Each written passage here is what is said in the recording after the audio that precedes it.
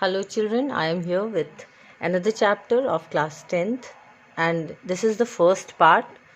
In this part we will discuss extraction of aluminium from bauxite ore. Bauxite ore is Al2O3.2H2O. Now children, we will start from first step, that is grinding. First step, that is grinding. In this process we will do the small pieces of bauxite ore. Here we will do small pieces of ore. Okay, this process is called crushing and grinding. Second step is concentration of ore or purification of ore. In this step we will convert this bauxite into alumina. Okay, so we will do this process, and by this process we can change Al2O3.2H2O to Al2O3 only. Okay, so here in this bauxite ore some impurities are present children. These are sand, iron and iron oxide, iron oxide, Fe2O3, ferric oxide or iron oxide, with some tin. Tin is also present, and this iron oxide, the amount of iron oxide is maximum as impurity. Okay, this one is present in the maximum amount. Now these impurities are removed by Bayer's process.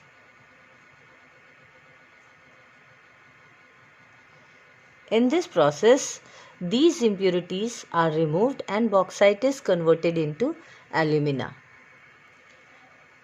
Here children, the small pieces of ore we are taking in the Bayer's process, and this ore is first heated here only. Okay, it is heated so that its volatile impurity is removed. Volatile impurity means it may be some volatile substance or moisture also. Okay, moisture also is removed here. Now after doing this, we will move towards second step, that is concentration or purification of ore, and this is done by Bayer's process. Baeyer was the scientist who has done this conversion of bauxite to alumina. What he has done, he has taken bauxite ore and then dissolved it into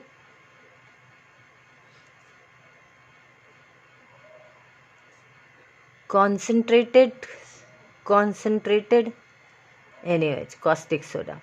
Okay, why we are taking concentrated caustic soda children? Because in this concentrated NaOH, aluminium will dissolve and the impurities, what are the impurities? Sand, iron and tin. These impurities will not dissolve. Okay, now the reaction we can write here, it is Al2O3.2H2O, that is bauxite ore, where it is dissolving in NaOH in the concentrated form. After doing this, what is dissolving? Aluminium is dissolving. So here you will get sodium meta-aluminate. Okay, so sodium meta-aluminate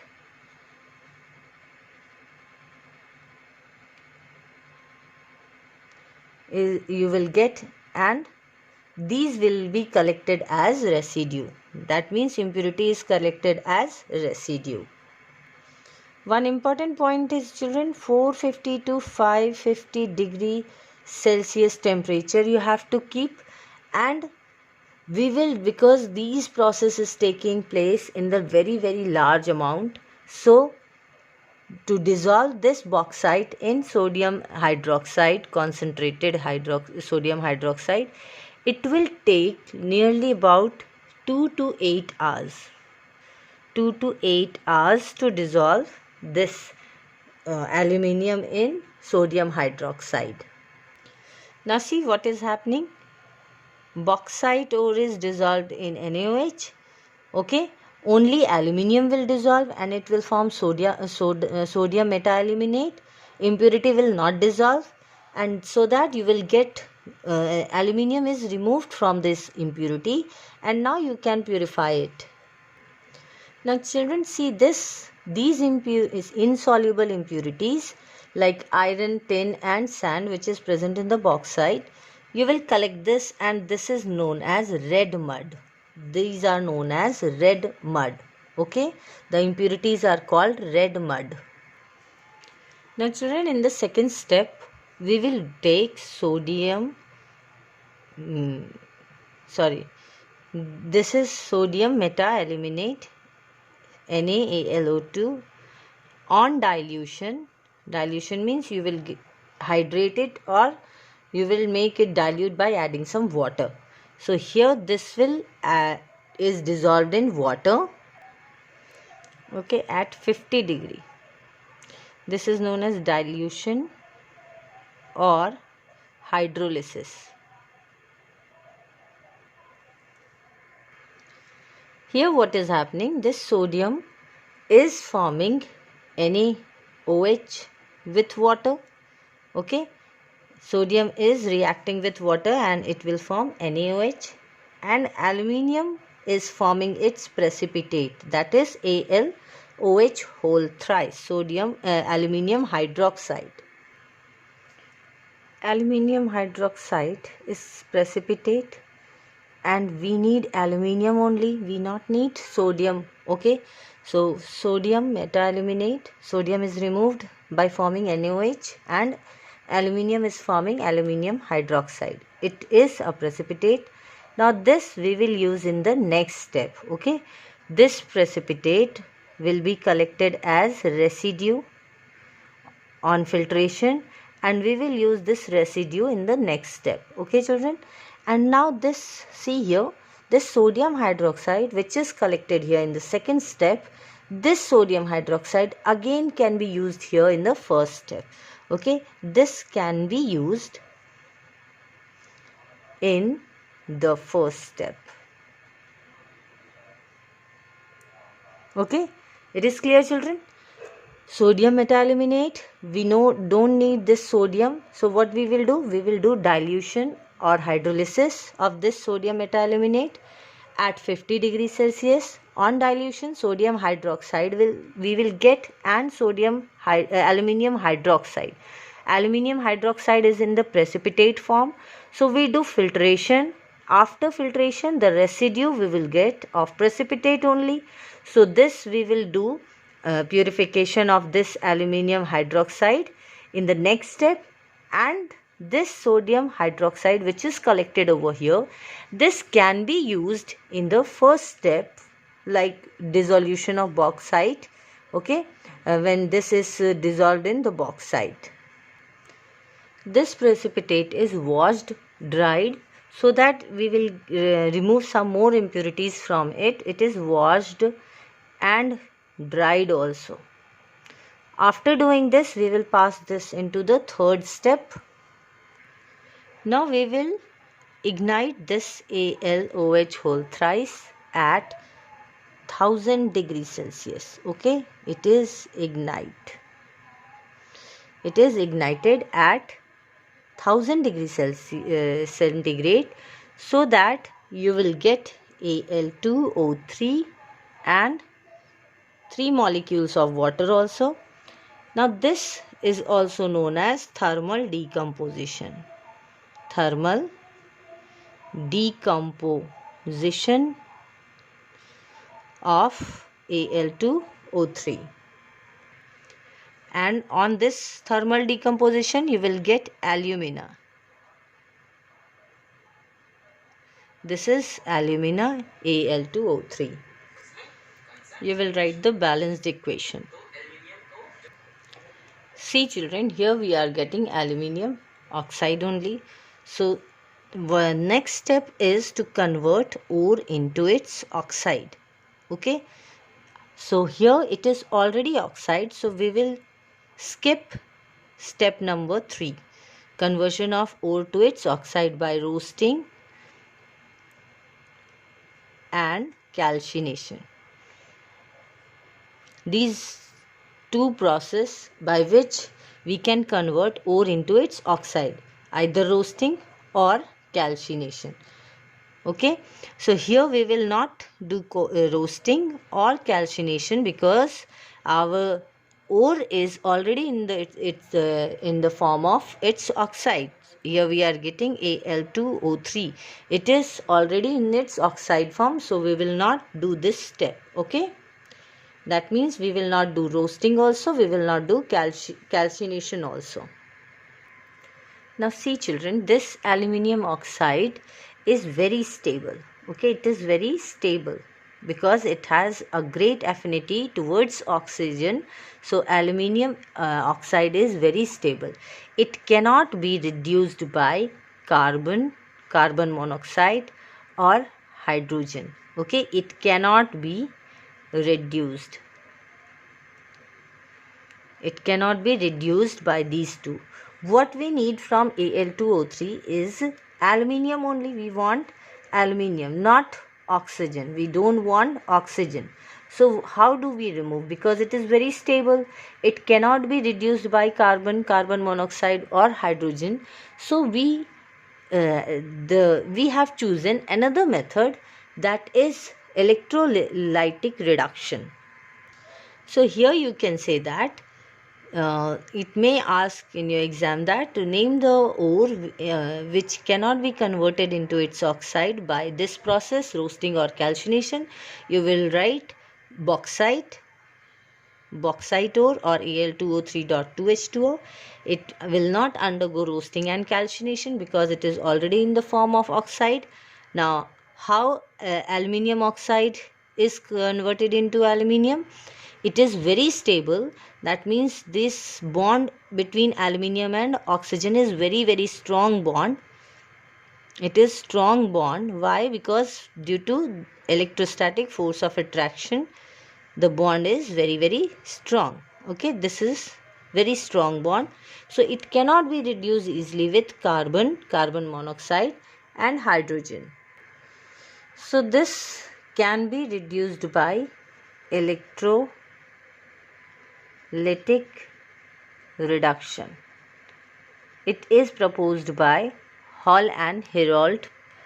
So this process is called Hall-Heroult process also, in which aluminium oxide is converted into aluminium, and this is called Hall-Heroult process or electrolytic reduction.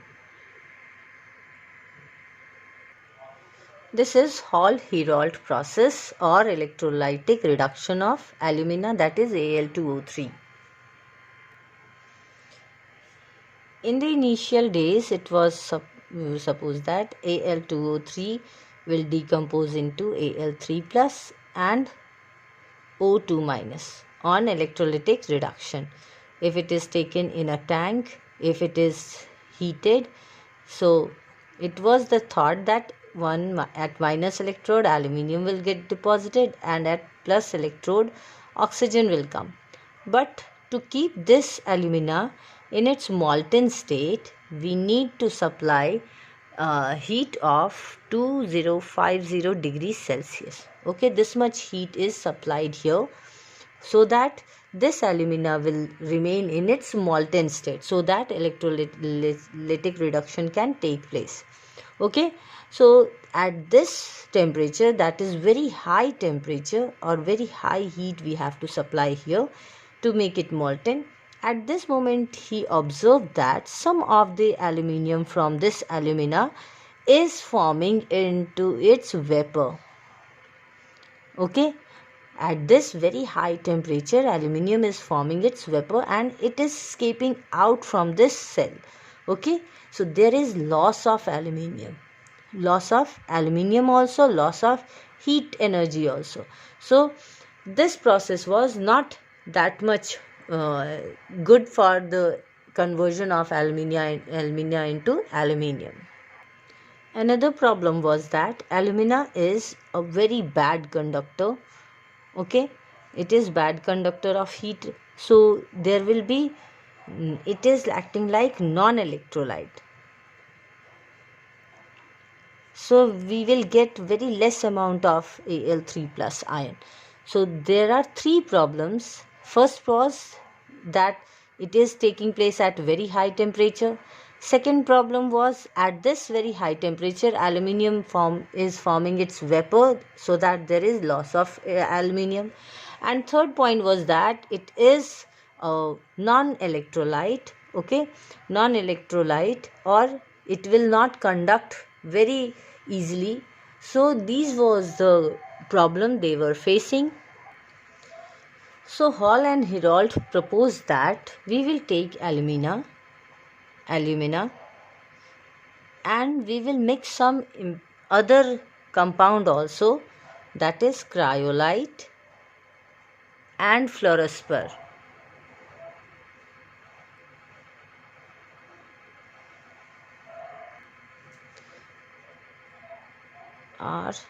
Fluorospar, and this will be in the percentage of 20%, 60% is of cryolite, and again 20% is fluorospar. Okay, so he said that when we will add these compounds in this alumina, its conductivity will increase. Alumina is Al2O3, cryolite is Na3AlF6, and fluorospar is CaF2. Now the function of cryolite in this mixture is to lower the temperature.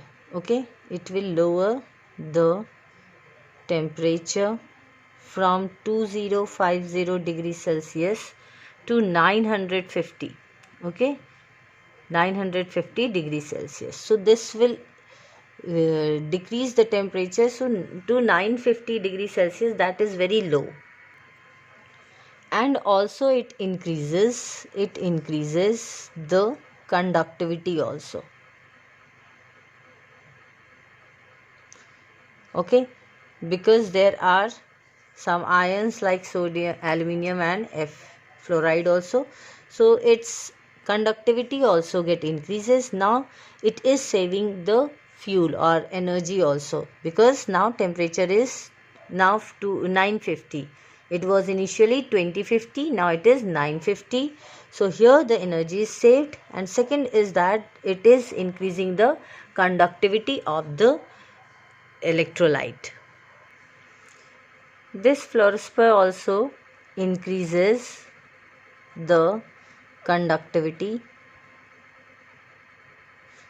by providing Ca2 plus and F minus ions. Okay, so here the function of these two is to increase the conductivity, and the function of electrolyte is to decrease the temperature or lower the temperature from 2050 to 950. And also it is acting like a solvent. It is acting like a solvent, so that these three can easily mixed in the tank. Okay, it is acting like a solvent, so that these three can mix easily in that tank, so that the conductivity will be easier. Now you can say that these three or mixture of these three is our electrolyte.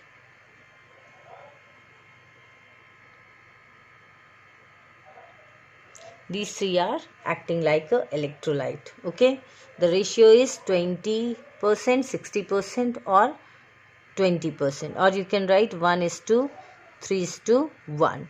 The ratio will be this.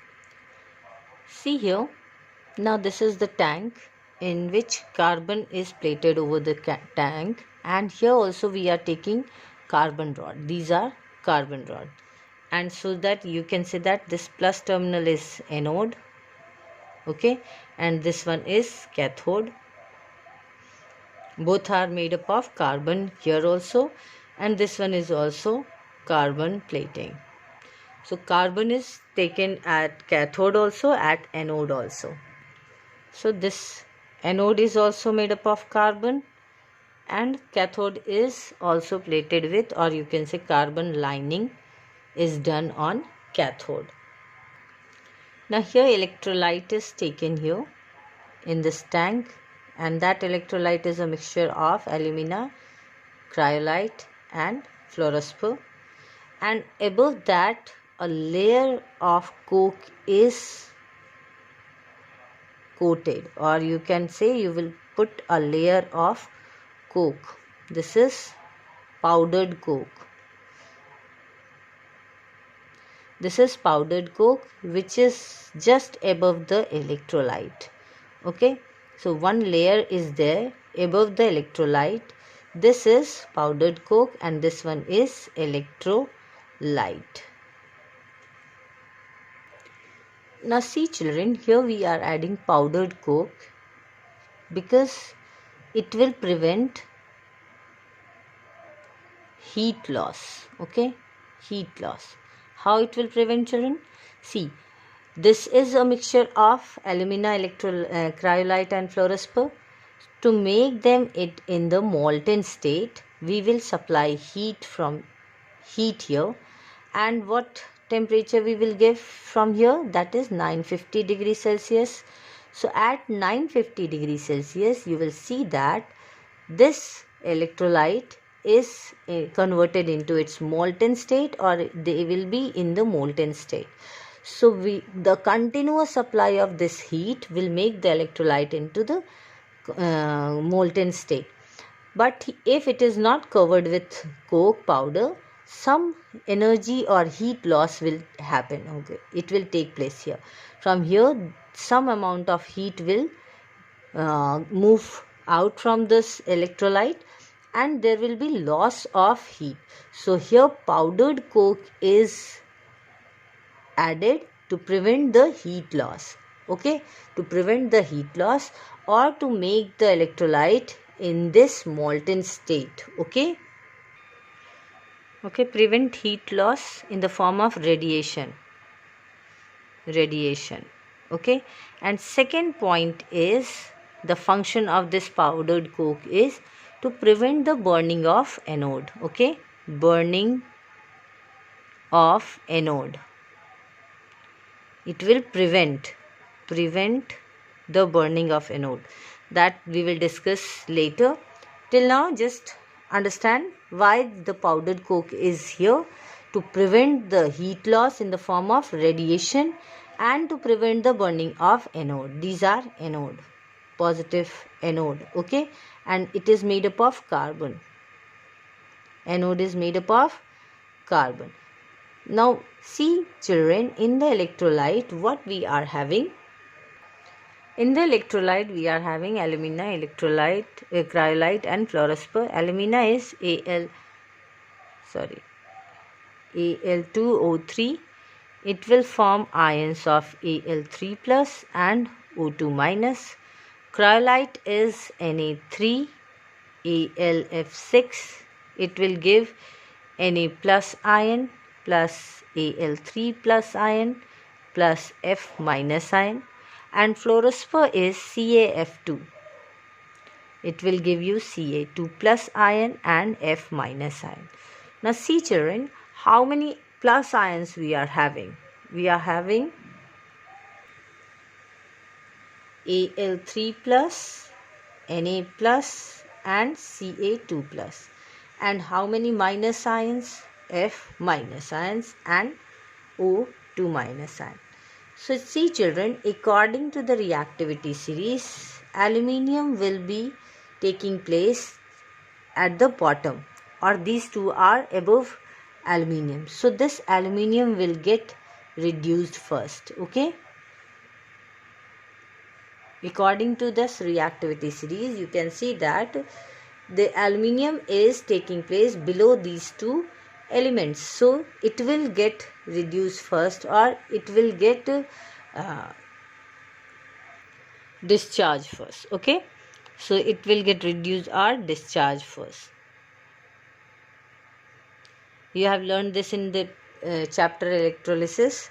So here the element which is taking place at the bottom or lower position in the reactivity series, it will get discharged first. So here these three ions are taking place at cathode. Okay, you all know NCr, negative cathode. This is reduction, and positive ion will go towards PAO, PAO. This one is positive anode and oxidation. Okay, so plus ion will move towards minus electrode and minus ion will move towards plus electrode. Okay, out of these three, which will get discharged first, that is aluminium. So Al3 plus will get discharged first. So you can write at cathode, what ion is coming here? Al3 plus. 3 plus means it has 3 electron less, so it will gain 3 electron from cathode, and now it will form Al. Al is in molten state. Okay, Al is in molten state. Now here at anode, out of these two ions, what will come first? O2 minus. Why? Because in the reactivity series, this O2 minus is taking place at the lower position than fluorine. So O2 minus will come here at anode. So you can write at anode, what is coming? O2 minus. 2 minus means it has 2 electron more. So it will remove that 2 electron and it will form O. This O cannot exist independently, so you will take 2 atoms of oxygen and it will form O2. So if you are taking 2 here, so put 2 over here, it will be 4 and this will be 2. So now you have to balance these two also, electrons also, 3 and 4. So what number you will choose for this? You will multiply this by 4 and you will multiply this by 3. So 3 4 is 12 and 4 3 is 12. Now the electron is also balanced. So you like this, you will write the balanced equation. At cathode you will get now 4Al3 plus, 4 into 3, 12 electron and 4Al only. Now here at anode you will get 3 2 is 6, O2 minus, minus 3 4 is 12 electrons, and now you will get 3 O2. Now children, you can see that aluminium is collected over cathode. Okay, so Al3 plus is collected at cathode, that is here only the carbon lining on cathode, and oxygen is collected at this anode. So you can write O2 at anode. Okay, these are all are anode. Plus sign is representing anode. So this aluminium will take 3 electrons from cathode and it will form aluminium. This aluminium is in molten state, so this will get slide over the slope and it will come out through this tap. Okay, through this tap, and it is collected from this tank. So like this, aluminium in the molten state, it will come out, and oxygen is collected at anode. Now the oxygen which is collected over anode is getting reacted by the carbon which is present in the anode. Okay, anode is made up of carbon only. So this carbon of anode is reacting with oxygen and it will form carbon dioxide gas or vapor, and it will release out. So you can see that after some time this carbon of anode is consumed. Okay, this is decreasing. Okay, this is decreasing.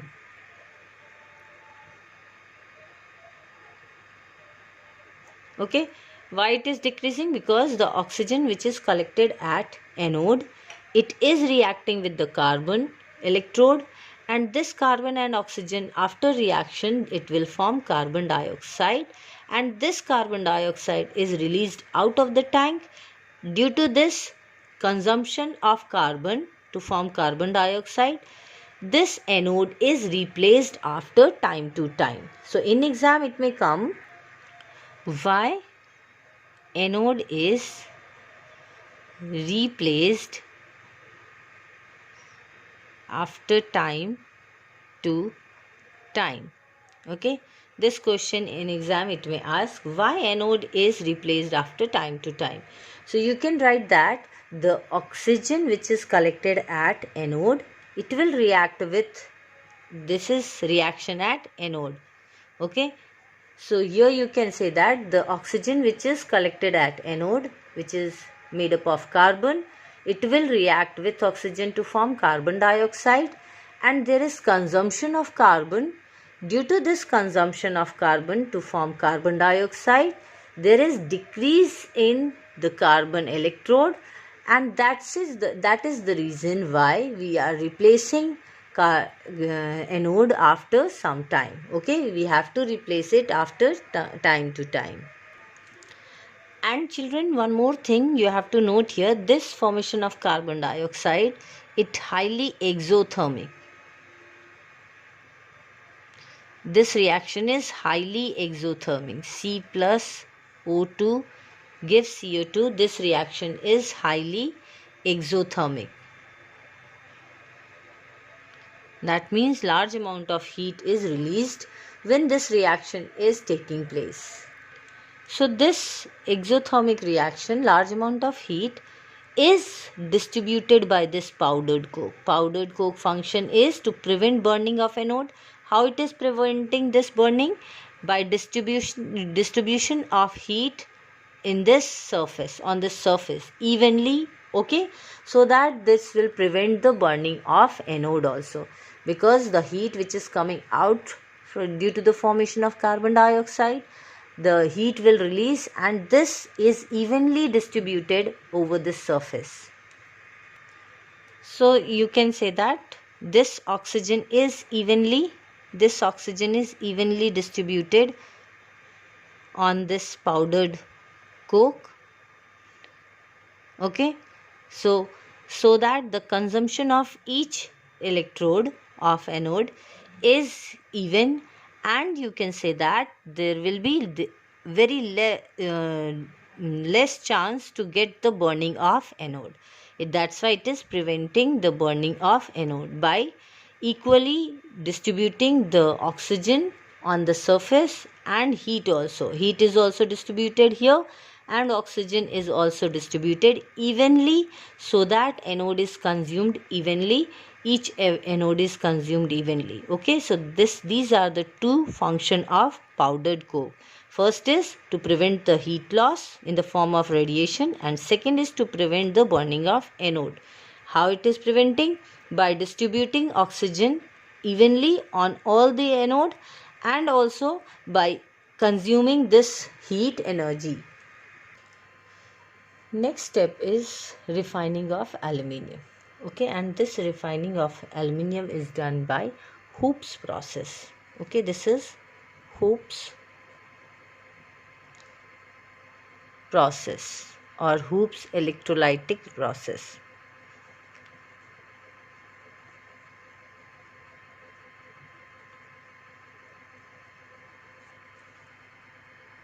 In this Hoope electrolytic process, we are taking cathode. Here it is cathode, which is made up of carbon again. Okay, and anode is taken here.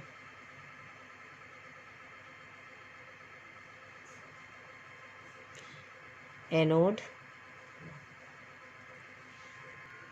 This is also made up of carbon lining. Now see children, here from this side impure aluminium is dropped here, which is collected in this layer. There are 3 layers in this process children, and impure aluminium is collected at the bottom of the layer. Okay, and we have to collect pure aluminium, and aluminium is Al3 plus ion. It will get towards attracted towards negative electrode. So here it will be pure aluminium, so that it can easily get deposited at cathode. But here in the middle of this layer, we will take sodium aluminium or barium fluoride. Why we are taking this fluoride? It is sodium aluminium or barium fluoride, because fluoride ions are very small. Okay, it will form F- ion very easily, and it can conduct very easily because it has very small in size. These are electrolytes.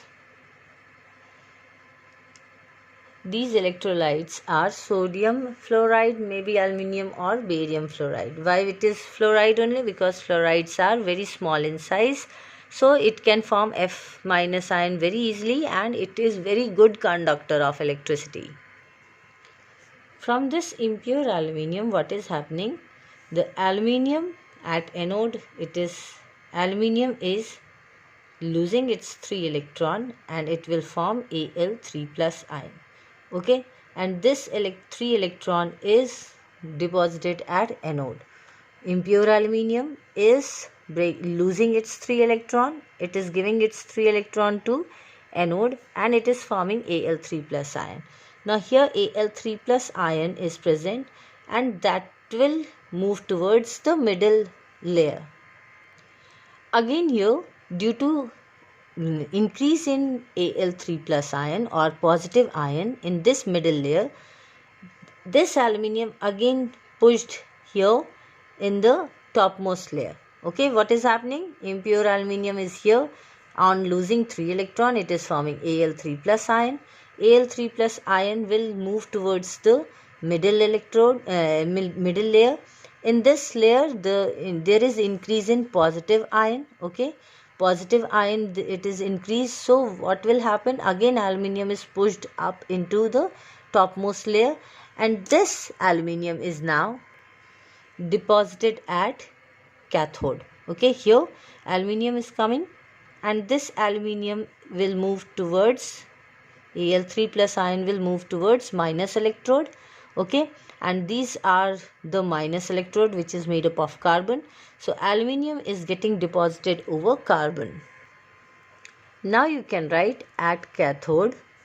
At cathode, what is happening? Cathode is NCr. Okay, so negative cathode reduction is taking place.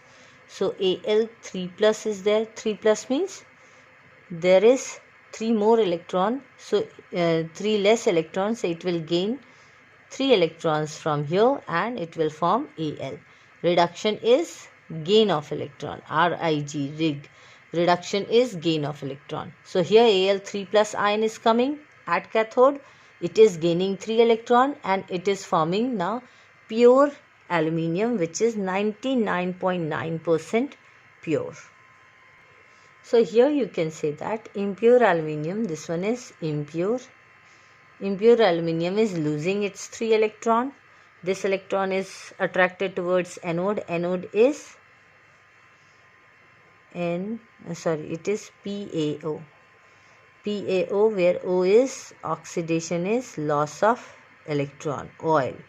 Okay, positive anode oxidation, and O is oil, loss of electrons. So aluminium is losing its 3 electron to form Al3 plus.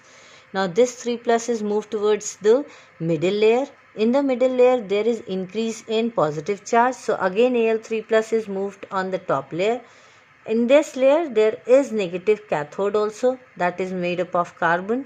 So this aluminium will get attracted towards cathode. So at cathode, what is happening?